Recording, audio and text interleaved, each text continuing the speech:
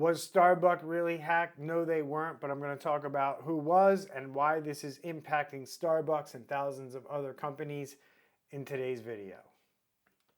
What's up, everyone? I am Brian from Exact Cybersecurity and IT, and welcome to today's video. We're going to talk about this cyber attack that's reported in the mainstream media as being against Starbucks.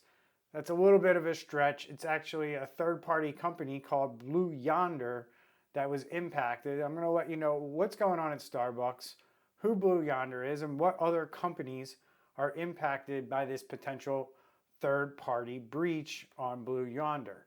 Of course, Blue Yonder, they're dealing with their own ransomware attack themselves. They're the first-party company impacted here.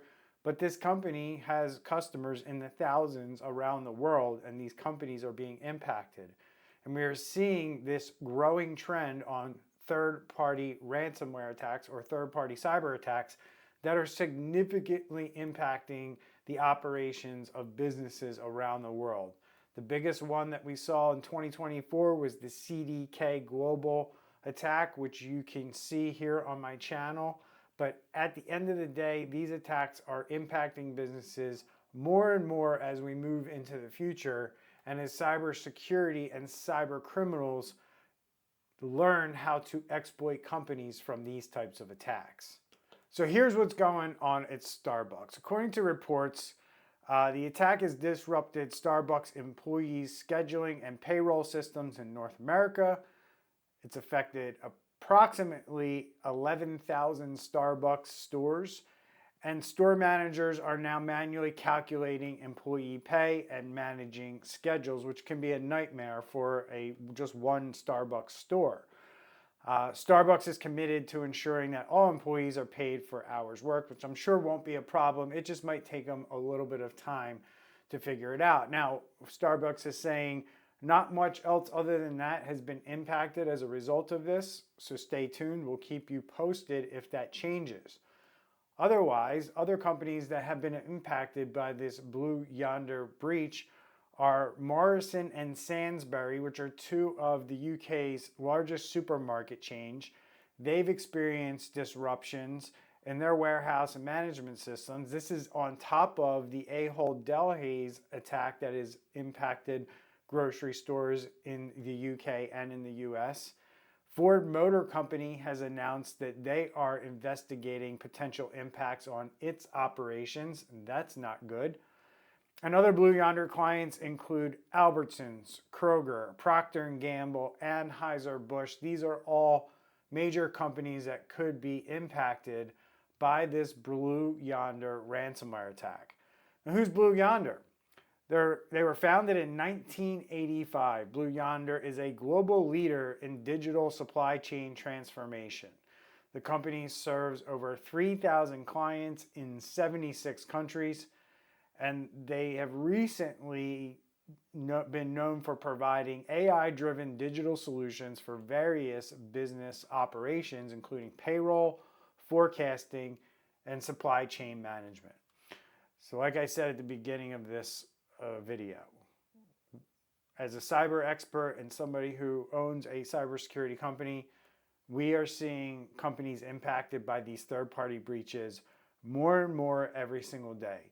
It's critical that businesses start to look at this and mitigate their risk. Now, I just talked about this on my podcast, Security Squawk, which you can check out here on YouTube as well. But in that podcast, I said that businesses need to take care of their own house first before they worry about these third-party companies. Again, I will still stand here and say that businesses are not doing enough to protect their data, to protect the people's data that they protect. That's why we are seeing the U.S. government, both state and federal governments, enforce major penalties against companies who don't protect this stuff. And you need to protect this stuff. But you also need to start looking at your vendors and people who you rely on to do your business, and these SaaS applications and these different things that live up in the cloud that your business relies on, that you may have offloaded into the cloud thinking that they are always up, they're always running, they're always there. And one day it won't be there. And you need to have a backup plan for that. And that's what you do when you analyze your third-party risk. So you want to make sure you implement robust vendor risk management practices. Use multi-factor authentication for any vendor that's accessing your systems. Conduct regular security awareness training with your employees and your vendors so they know how, especially if they're accessing your facilities or your computer systems, they know how you expect them to behave.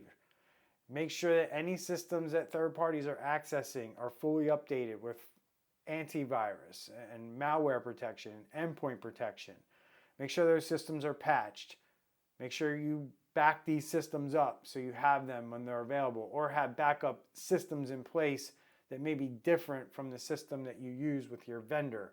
We see this a lot with payroll services. You want to have a different way or another way to run your payroll and get paychecks into the hands of your employees. And then you want to work on and conduct regular penetration testing with your third-party vendors and tabletop exercises that include these third parties if they have critical pieces that your business needs to function. These are the simple things that you can do to help your business get through an event that a third-party company that you might use has. Think about Microsoft. Think about Google. If you can't get to your email or your files, what are you going to do? Yes, these services are typically reliable, but so's your water. And sometimes you can go to your faucet, especially in the early days of plumbing. You go to your faucet and the water wouldn't turn on because all the kinks weren't worked out of the system yet. And that's kind of where we're at with technology. All the kinks haven't been worked out yet. Yes, it's great to have technology, but understand that there's risks that come with implementing it, and do everything you can to mitigate those risks. If you need help with any of this stuff, there's links down below in the description to get all kinds of help with cybersecurity. I'm Brian. I'm with Exact Cybersecurity and IT. I'll see you in the next video. Take care.